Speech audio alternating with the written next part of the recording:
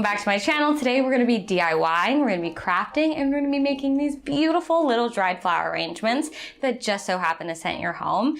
I really like this concept in general because there are parts of my house that are really dark that I can't put flowers in, and that's just a shame. So the idea of putting these little dried arrangements in those spaces to make everything come to life is a really fun idea for me.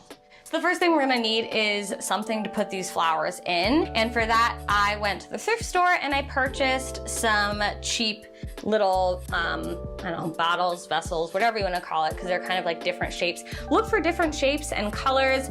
Just make sure that you're looking for a smaller bottle top. This one's actually really good for it. That way the oil diffuses as slowly as possible, and that will kind of make the scent not as strong, but also make it last a bit longer. I don't know what people used this for previous to this moment in time, but I'm glad that I can be of assistance and use it today. The only thing I will tell you is, so a lot of the ones that I picked were colored, but there's a couple of them that I actually had already that are not. So these ones are really beautiful jars. They're very like clean looking. However, I would not use a clear container if you're going to be putting this in natural sunlight, just because sunlight can actually make essential oil and oil in general break down very quickly. So you're going to lose the quality of the scent, as well as, you know, you're going to probably make the oil go rancid quicker, which rancid is a horrific word, and I'm so sorry that I used it. Okay, so the next thing you're gonna need is some Reed diffuser sticks.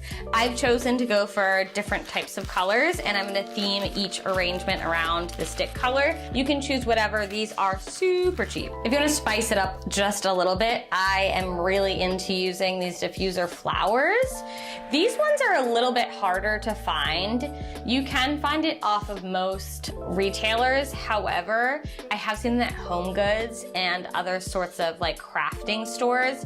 It's kind of foamy at the very base of it. I don't know if you can see.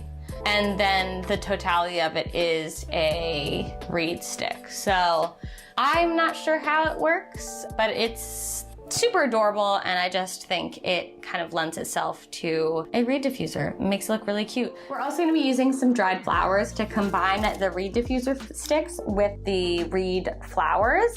And I actually picked mine up from a florist, but you can either dry your own hand-picked flowers, dry some from the grocery store, or you can do what I did and go to a florist. The ones that I have are actually really vibrantly colored, so I like that they look kind of bright. They do go with the colored sticks that I've chosen. So they're a little bit more themed, which I think is kind of like funky and a little bit more of a modern take on an oil diffuser. So these are our nice little filler flowers that we're reusing. Another ingredient we're gonna need is, of course, the fragrance, which we are using essential oils for. Ooh, essential oils, so natural. Here's the thing.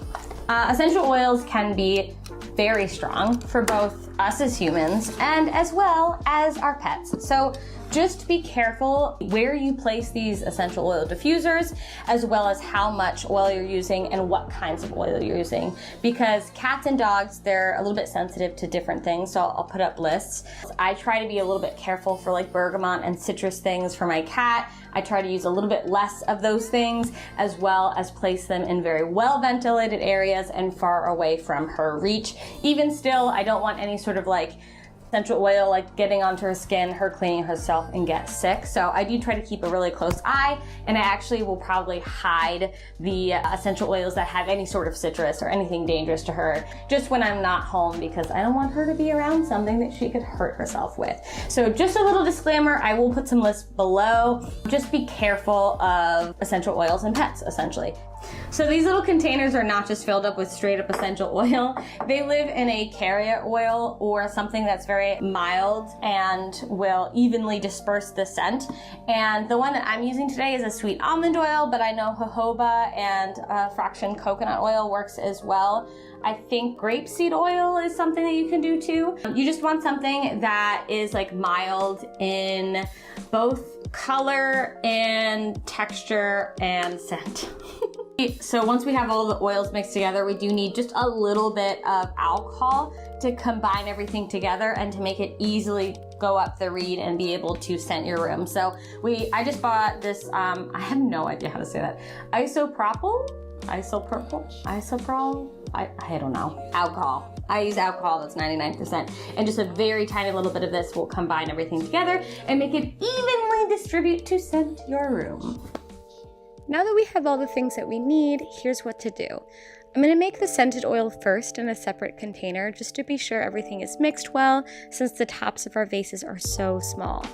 The basic recipe of a Reed diffuser oil is a 1/4 cup of carrier oil, about 30 drops of essential oil, and a 1/2 teaspoon of rubbing alcohol. For this diffuser in particular, I wanted it to look and smell warm and cozy. For that, I'm adding 10 drops of vanilla, 10 drops of sweet tobacco, and 5 drops of bergamot.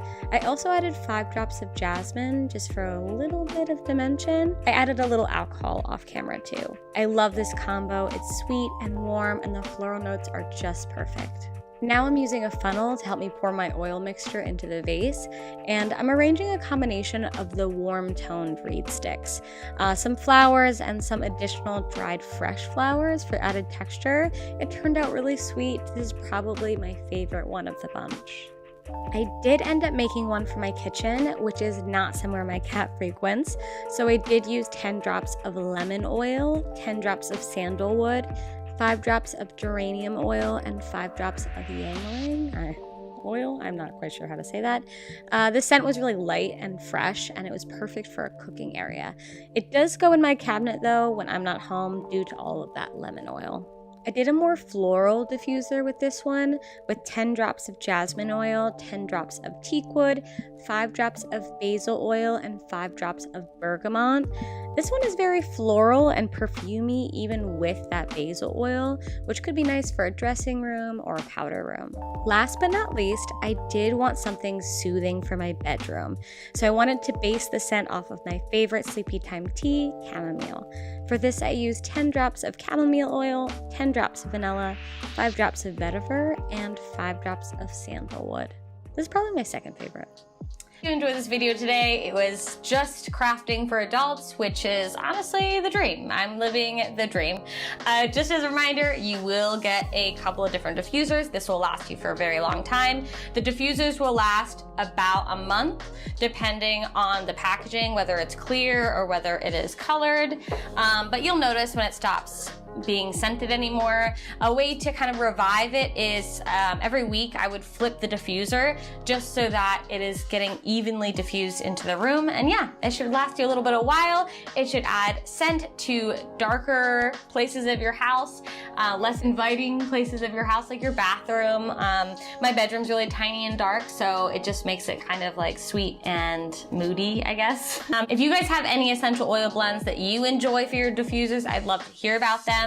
And if you did like this video, please like, comment, and subscribe, and I'll see you in the next one. Thanks so much. Bye.